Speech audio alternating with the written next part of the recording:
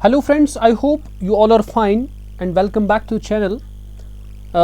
तो पिछले दिनों में जब से हमने एग्ज़ाम दिया है इस आपने JKSSB फाइनेंस अकाउंट असिस्टेंट में बहुत सारी प्रॉब्लम्स है, स्टूडेंट्स को भी प्रॉब्लम्स आ रही है। सर वो क्वेश्चन गलत है, सर ये क्वेश्चन गलत है।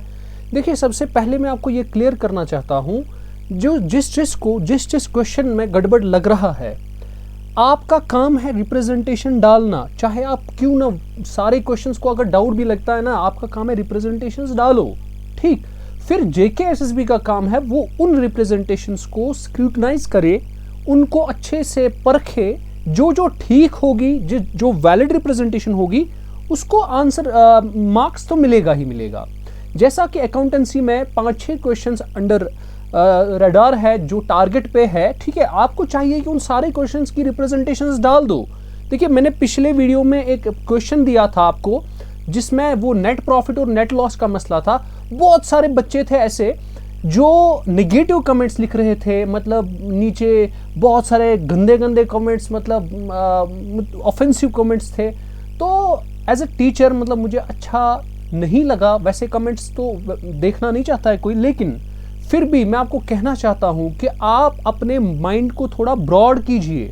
रिप्रेजेंटेशन करने का मतलब ये नहीं होता है कि रिप्रेजेंटेशन हो गई तो इसका मतलब आपको उसका आंसर, उसका मार्क्स उसको मिल गया। नहीं, रिप्रेजेंटेशन करने का मतलब है ये हर किसी को हक है। अगर किसी को लगता है कि मुझे इस क्वेश्चन में डाउट लगता है, इसका आंसर ये होना चाहिए या ये भी होना चाहिए, तो आपके पास JKSSB ने एक प्रोविजन दिया है, एक विंडो ओपन किया है आपके लिए कि भाई आप रिप्रेजेंटेशंस को फिल कर सकते हो, ठीक है। लेकिन अब ये क्या होता है, सर आप बहुत सारे बच्चे मुझे बोल रहे हो, सर आप स्टूडेंट्स को डिविएट कर रहे हो, कुछ ऐसा लिख रहे हो वगैरह वगैरह। अरे भाई, ये मेरा कोई ये नहीं है, सारे टीचर्स बोल रहे हैं कि भाई जो अकाउंटेंसी के 5-6 क्वेश्चंस है वो लगभग गलत है। गलत इन सेंस कि उसमें एम्बिगिटी है, 2 तो फॉर श्योर गलत है, बाकी में एम्बिगिटी है, ठीक है। सारे टीचर्स ने बोला। अब अगर नहीं भी बोला होता, अब अगर स्टूडेंट्स करेंगे भी उसको रिप्रेजेंटेशन, आपका माइंड थोड़ा ब्रॉड होना चाहिए।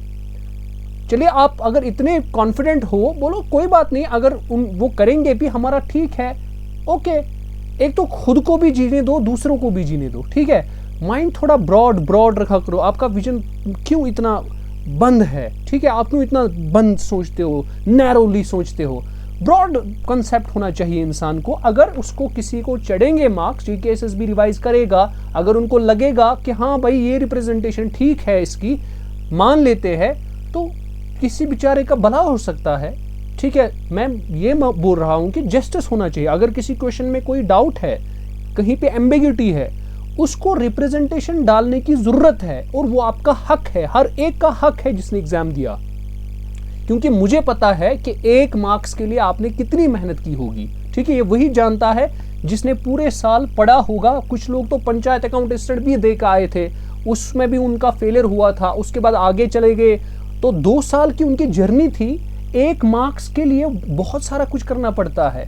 तो इसका मतलब ये चीज मैं आपको पहले क्लियर कर दूं कि अगर कोई टीचर आपको कहता है कि इस क्वेश्चन में डाउट है, आप इसकी रिप्रेजेंटेशन फाइल कर लो, इसका मतलब ये नहीं कि आप उस टीचर को अपोज करोगे। इवन दो कि वो मेरे स्टेटमेंट नहीं थी, जो मैंने पिछला स्टेटमेंट बोला था वो सारे टीचर्स का एग्रीगेट में एक स्टेटमेंट था जिसमें सारे टीचर्स आते हैं, चाहे वो CA लतीफ सर हो, किरणजीत सर हो, हरमीक सर हो, जितने भी टीचर्स पढ़ा रहे हैं यूट्यूब पे, सारों का कहना है कि उसका आंसर फलाना है।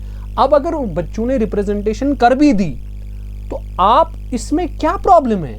आपको इसमें डाइजेस्ट क्यों नहीं कर पाते हो इस बात को कि भाई चलो करने दो। अगर रिप्रेजेंटेशन ठीक हुई, मार्क्स उनको चढ़ेंगे, ठीक है। अगर दोनों आंसर एम्बिगिटी है, मतलब क्वेश्चन डिलीट हुआ तो दोनों को चढ़ेंगे, तो डिलीट हो जाएगा, सबको चढ़ेगा, तो इसमें कौन सी बड़ी बात है, ठीक है। तो नीचे कमेंट सेक्शन में सबसे पहले कमेंट लिखने से पहले सोचना चाहिए एक बार कि हमने कभी यहाँ पढ़ा भी है, कुछ ना कुछ तो सीखा भी है, ठीक है।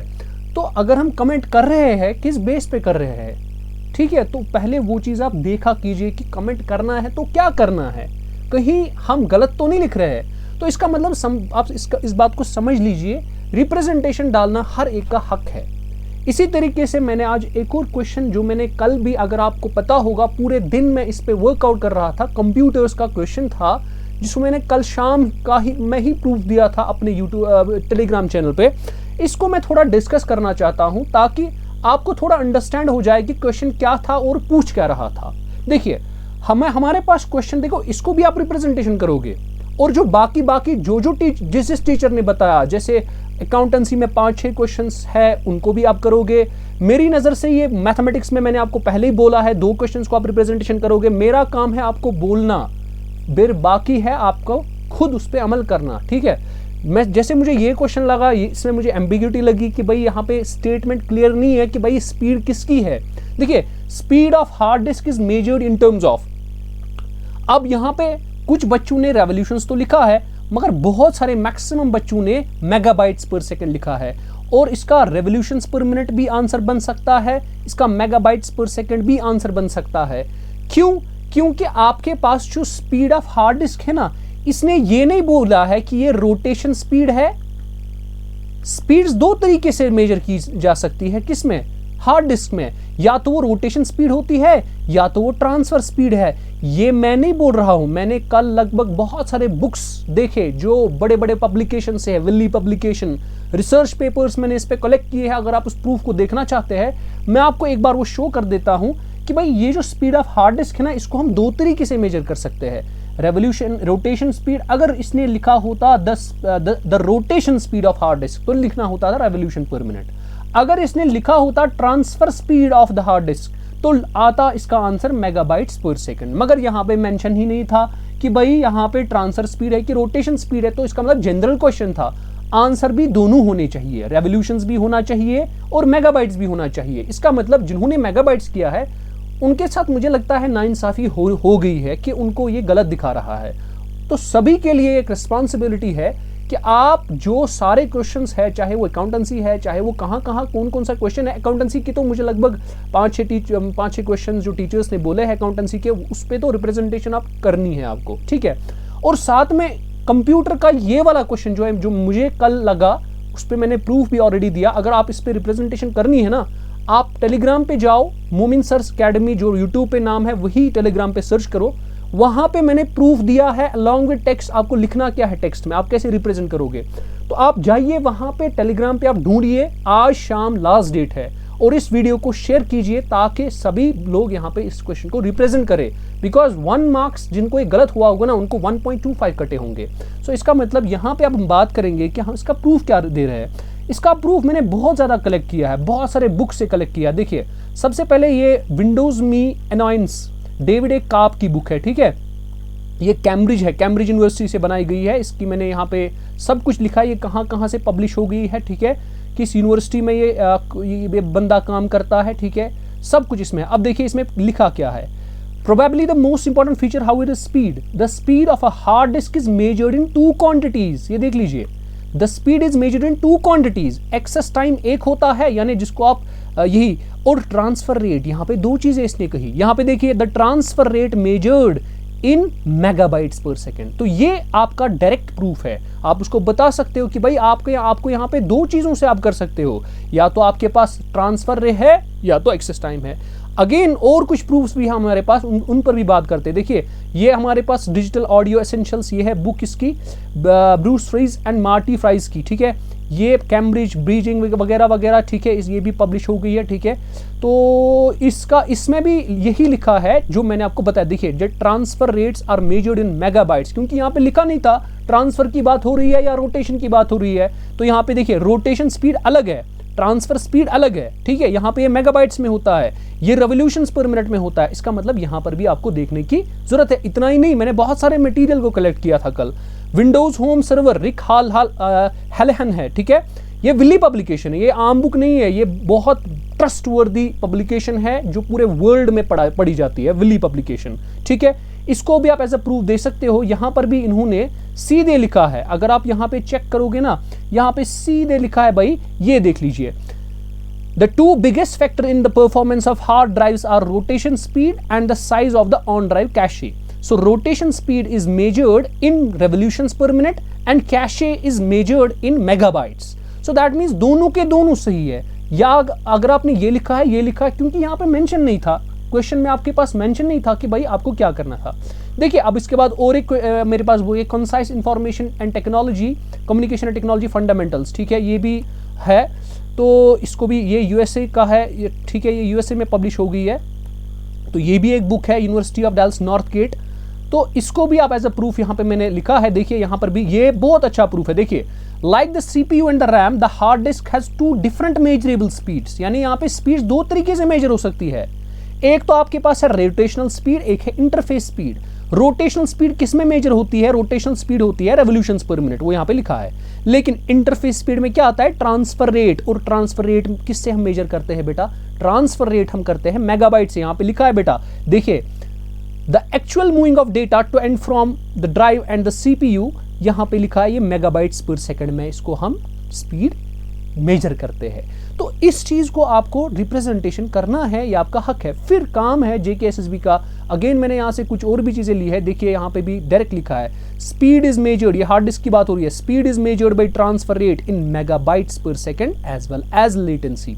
दोनों के दोनों सही है, ऐसा नहीं। देखिए ये रिसर्च पेपर है, ये रिसर्च पेपर भी है, आप इसको ढूंढ सकते हैं। यहां पर ये आप ढूंढ सकते हो किस रिसर्च पब्लिकेशन में है, international journal of technical research and application, इसका नंबर सब कुछ यहाँ पे अवेलेबल है। और इंडिया के ही एक प्रोफेसर ने इसको मतलब लिखा है इसको, तो वो इंडिया का ही बंदा है, इसने भी यहाँ पे लिखा। अगर आप देख सकते हैं यहाँ पे भी इसने दो तरीके से स्पीड को डिफाइन किया है। देख लीजिए, the proposed in system is to increase the capacity, that is size and data transfer speed, यहाँ पे इसने मेंशन किया, and also data access speed, दो चीजें हैं, ठीक है। तो इसका मतलब इस चीज को मैंने बहुत सारे यहाँ पे प्रूफ्स दिए हैं। इस पीडीएफ को आप अपलोड कर सकते हो एज अ सपोर्टिंग डॉक्यूमेंट, और भी जो जो आपको क्वेश्चन लगता है, ठीक है। देखो आपका काम है रिप्रेजेंटेशन डालना, फिर क्या होगा क्या नहीं होगा, जेकेएसएसबी कैसे इसको रिवाइज करती है, ये एक अपना टेक्निकल टीम बिठाएगी। ऐसा नहीं है ना कि जिसने रिप्रेजेंटेशन की उसको मार्क्स मिल गया, नहीं। अगर वो वैलिड रिप्रेजेंटेशन होगी तभी उसको मार्क्स मिलेगा।